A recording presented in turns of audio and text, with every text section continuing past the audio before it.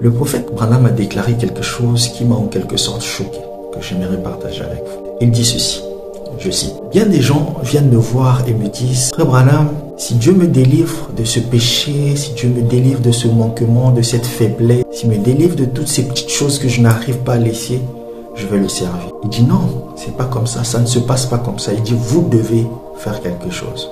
Souvent on s'attend d'une délivrance, on s'attend d'un miracle, Dieu est un Dieu de miracles. Mais souvent on est tellement inactif que Dieu se rend compte qu'à la fin, ce qu'on dit ne va pas avec ce qu'on fait. Parce que si tu veux vraiment quelque chose, tu vas te lever pour cette chose-là et Dieu veut voir cette action de ta part. Il veut te voir essayer et tomber. Et c'est là que tu sauras voir sa gloire dans la réussite. Qu'est-ce qui se passe avec Pierre et Jésus? Pierre est dans la barque. Lorsqu'il voit Jésus marcher sur les eaux, Pierre se lève. Il ne reste pas dans la barque. Et vous savez ce qui se passe après? C'est parce que Pierre commence à suivre Jésus. C'est la foi qui fait en sorte que Dieu puisse nous répondre. C'est ainsi qu'aujourd'hui, j'aimerais quand même vous donner un petit conseil. Souvent, nous faisons des choses et nous regrettons, on dit, par la grâce de Dieu, je vais m'en sortir. Mais c'est une ruse du diable qui l'a placé là pour qu'on ne puisse pas traiter le problème rapidement. Lorsqu'il y a une situation, dites-vous bien que la vie, c'est une chose tellement fragile. Et l'une des choses qui constitue la vie, c'est notre mémoire. C'est que la mémoire, elle ne se perd jamais. La mémoire ne disparaîtra jamais.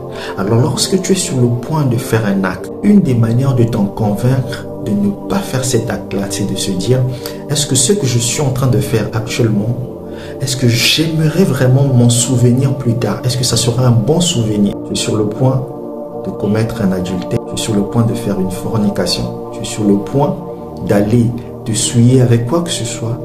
Demande-toi si c'est un souvenir dont tu aimerais te souvenir plus tard, si c'est des images dont tu aimerais te souvenir plus tard. Pense aux conséquences. Est-ce qu'après avoir fait ça plus tard, je serai content de m'en souvenir? Sinon, tout ce que l'on fait, qui est correctement fait, on prend du plaisir à s'en souvenir.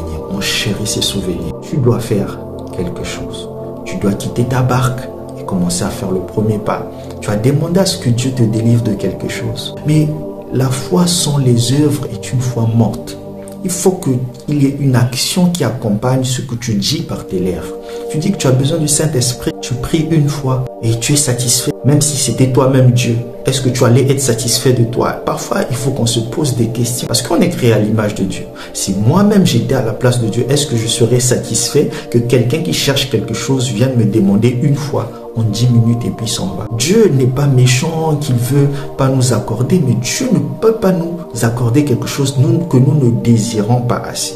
Donc si nous voulons quelque chose de la part de Dieu et qu'on sent que ça traîne, c'est pas qu'il veut pas nous donner. Il avait dit à Daniel que dès que tu avais eu à cœur, j'avais répondu. Et Dieu est le même et il agit de la même manière avec nous parce qu'il ne peut pas nous donner des mauvaises choses.